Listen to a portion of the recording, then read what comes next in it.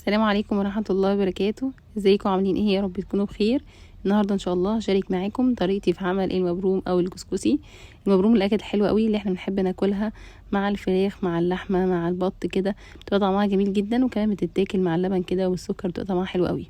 هتجيبي كميه الدقيق اللي انت عايزه تعمليها، هتحطي عليها رشه من الملح، وبعدين هتجيبي الميه، تنزلي بالميه بالتدريج كده وهتدني تبرمي كده لحد ما تلاقي الدقيق كده شكله اختفى، لونه اختفى، بياخد لون العجين كده. بنحط الميه بالتدريج لحد ما نلاقي لون الدقيق كده لونه اختفى، بقى ايه كله لون عجين. وطبعا بتبرمي، هو اسمه مبروم عشان احنا بنقعد نبرم كده واحنا بنعمله. طبعا زمان كانوا بيستخدموا الدياره، دلوقتي احنا بنعمله بالكبه اسهل. لو عندك الدياره اعملي بيها، بس هو بيخلي حجمه كبير شويه. هحطه في الكبه كده واضربه ضربه واحده زي ما انتوا شايفين كده، واروح يجي نقلها في حاجه تانية. هعمل كل الكميه بنفس الطريقه دي، ان انا هضربه في الكبه كده لحد ما الكميه كلها تخلص معايا. لو نفرض وانتي بتعمليه في الكبه كده حسيتي ان هو يعني طري شويه ولا حاجه، بتحطي عليه رشه من الدقيق وابدأي برومي تاني، هتلاقيه خد لون العجين، يعني مش محتاج ان هو يتحط في الكبه تاني.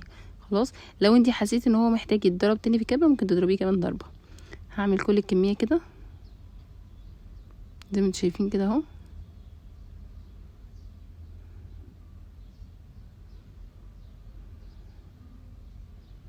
زي ما انتوا شايفين كده، هكمل كل الكميه بنفس الطريقه دي. عودي نفسك بقى وانتي بتشتغلي تقولي سبحان الله والحمد لله والله اكبر ولا اله الا الله، نستغفر الله العظيم من كل ذنب عظيم ونتوب اليه. دايما عودي نفسك كده، لسانك بيذكر الله، الا بذكر الله تطمئن القلوب. وتصلي على النبي كده، اللهم صلي وسلم وبارك عليك يا سيدي يا حبيبي يا رسول الله. عملت كده المبروم كله، عملته كده بالكبه اهو زي ما انتم شايفين كده. من الطبيعي ان انت هتلاقيه بيلزق جنب بعضه كده، لان احنا لسه ما حطيناهوش على النار. ده هو المبروم اهو. هنبدا نحطه على النار ونشوف بقى لما يطيب هيبقى شكله عامل ازاي. هجيب بقى قماشة قطن كده وابدأ احطه فيها، بتأكد كده ان كله بقى ايه معمول.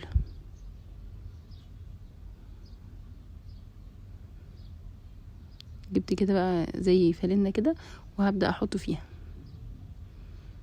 خصصي كده قماشة قطن كده للمبروم. خلاص، هبدأ كده واروح ايه ربطاه. وجبت حلة المبروم كده، حطيت فيها شوكة ومعلقة كده وببدأ احطهم. طبعا بتكوني حاطة مية مغلية تحت وهو بيطيب على البخار. وربطت بقى كده الحاجة اللي انا حطه فيها. وبعد بقى ما طب هوريهولكوا وانا بطلعه بقى اهو. هنا طلعته اهو زي ما انتم شايفين، بلاقيه طبعا لزق كده وبيبقى عامل زي كتله واحده، بس مسافه ما بتضغطي عليه بيتفرفط. هو لونه اسمر كده شويه لان انا عاملاه بدي غله.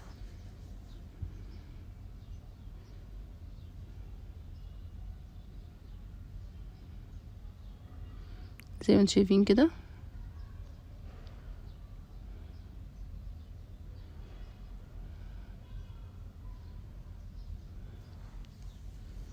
هنطلعه بالراحه كده ونفرفطه بالراحه، معلش عشان هو سخن يعني. بحاول اطلعه من القماشه اللي هو فيها دي.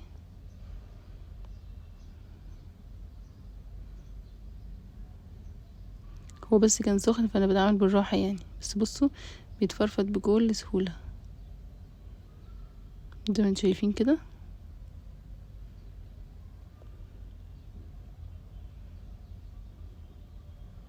هكمله كله فرفطه كده. لو انتي مش عايزه تفرفطيه بايدك ممكن تحطيه في الكبه كده، ياخد دوره كده لفه كده، بتديله لفه واحده بيروح فاكك على طول،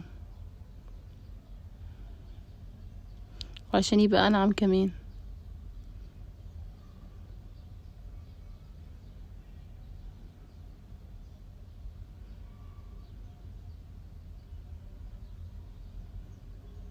كنت بوصل بس الكهرباء.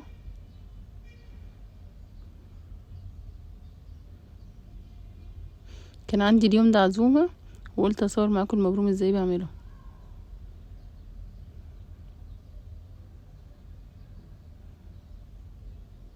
اهو زي ما انتم شايفين كده.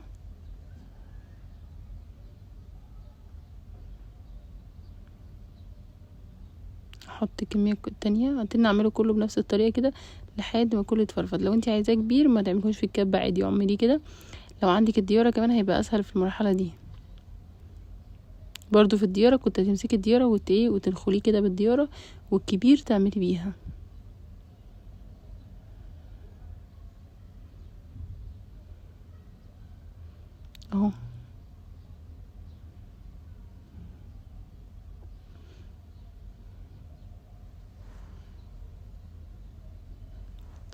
هكمل بقى كل الكميه وارجع لكم تاني. كده انا عملت كله اهو زي ما انتوا شايفين وضربته كده كله بالكبه. هجيب بقى اللبن وابدا احط له لبن. بنحطه مرتين على النار. المره الاولانيه بنحطه كده من غير اي حاجه، يعني بس بالميه كده، والمره التانية بنرده كده باللبن. بقلب كده، هتاكد كده ان كله شرب اللبن. اهم حاجه الخطوه دي بقى ان كله يشرب اللبن، عشان احنا هنرده تاني على النار. نقلب فيه شويه كده كويس، وبعد كده اجيب بقى تاني ابدا ارده تاني على النار على البخار كده، يقعد برضو زي مثلا نقوله ايه ربع ساعه كده، وتبداي تشيليه بقى، تبداي تغرفيه. هنشوف كده. هي المره دي بس احنا بنخليه يتشرب اللبن بقى، مش بيطيب، لان هو بيكون طاب خلاص. هكمل بقى كده كل الكميه اشيلها. بصوا هنا بعد ما طلعته بقى المره التانية خلاص، هنا كنت خلاص حطيته على النار وطلعته المره التانية. بس بصوا المره التانية بعد اللبن دي ما لزقش، يعني شايفين هو اتشرب اللبن كده. فجبت السمنه بقى، هبدا احط عليه السمنه، تسيبيها كده بقى تسيح عليه. إيه لو انتي مش هتاكليه يعني دلوقتي، تحطي السمنه ساعه التقديم خلاص. بعد كده لما تحبي تسخنيه ممكن تحطيه في الميكرويف بكل سهوله، او بتعمليه برضو على البخار عشان ما يلزقش منك في الصينيه ولا حاجه. اتمنى فيديو النهارده يكون عجبكم، واقول لكم مع السلامه.